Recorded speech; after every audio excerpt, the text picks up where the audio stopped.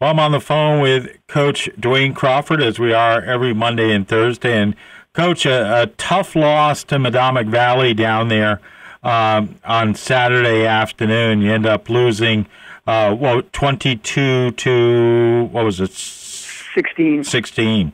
And Yeah. Go Sorry, ahead. go ahead. I mean, you were within moments of scoring, but the clock ran out. Yeah, we led at halftime, 8-6, and we made some crucial mistakes in the second half, and they were able to capitalize on them. So we got down 22-8 with 1:50 left, and I went out on the field and said, "Guys, we need a good drive here." I said, "You've got senior night coming up next Friday, and we need to get a good push and a good start on that." And I said, if we can score quickly here, who knows what happens? So sure enough, we scored really quickly, maybe 40 seconds or so, run off the clock, drove it right down, and put it in, and then converted a 2-point conversion, and then came back, and Tyler Hardwork did a great job with the onside kick, and he actually recovered it. Wow. We moved the ball down the field, got a pass interference call that took us down to about the 25, I believe, and we've been running a trip set to either side, alternating pass and some key runs in between, and they were struggling a little bit to figure out which one to cover, the pass or the run, and so we'd thrown the pass 3 or 4 times out of it, and I said, okay, it's time to flip this to Devin and see if he can't get some running room and get it in the end zone real quick for us. And I think at that point there was 7 seconds left on the clock, and I just said, if you can't get in the end zone, get out of bounds. And he had a lot of running room and got down to about the 10-yard line and made a spin move, and we did. He got hit, and the ball came out, and that was the end of the game. So time had run out at that point. So we were close, but not close enough.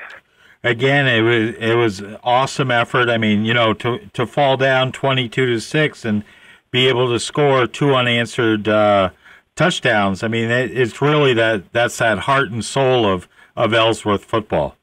Yeah, they never gave up, and the nice thing this year working with these kids is that you know that there's always something there. You're not wondering what you're going to do next, and if it's going to work, because there's enough there. We have enough athletes on the field where we can make something work, and they do, and they never give up, and that was just a testament to that on Saturday.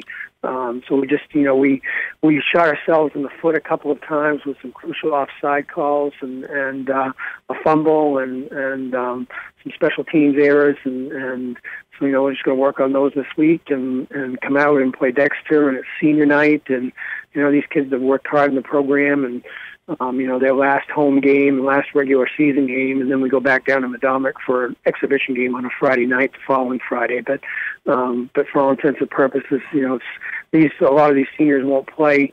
This will be the last week of football, or next week will be as well, but the last regular season football that they'll ever play. So it should be a good night of football, and we should come out and have a lot of fun. Yeah, I mean, Ellsworth is 4-3 on the season, and that's just it's awesome. I mean, when you consider where this program has started, and to have 4 victories this season, and I mean very good victories, says a lot.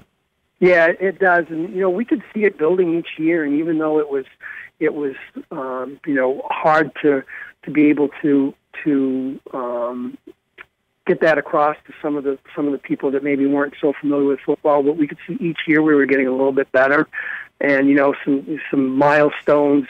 Last year we led Dexter in the first quarter. We'd never led anybody in the 3 years we've been playing varsity football. So, and we had some close games, and then when we started out this year with Orono, and that was, we had a good night and some good statistics for the evening, and second half we played 4 quarters. I think we would have made that a really close game, and so I think the kids, started to believe in themselves, and the years of working and learning the game and the experience, is paid off this year. What are you going to work on this week in practice? Well, we're at the point now where we're everything we've got. I don't think we'll see anything really new. A few tweaks here and there, but the keys this week from watching the film, blocking and tackling. I mean, that's we we had trouble setting the edge, and they ran a lot especially in the fourth quarter off the edge, off tackle, and we weren't able to stop it. So we're working on that and make some changes to hopefully shut that part of the game down. And then blocking, and I mean that's what the whole game comes down to anyway, is blocking and tackling. But the tackling part, we had them for a loss numerous times on Saturday in the backfield, and we didn't break down. We just kind of flew through the tackles. So, and that's always a tough thing at this point in the season. How much do you hit during the week, right. If at all? But at times, I mean, you need to go back over the fundamentals, and that's what we're going to do. We're going to work on that this week, and it won't be full on contact, but it'll be thud and breakdown, and get back to some of the basics. All right, it'd be great to end the season 5-3, and I'm sure you're looking forward to a big crowd there on Friday night.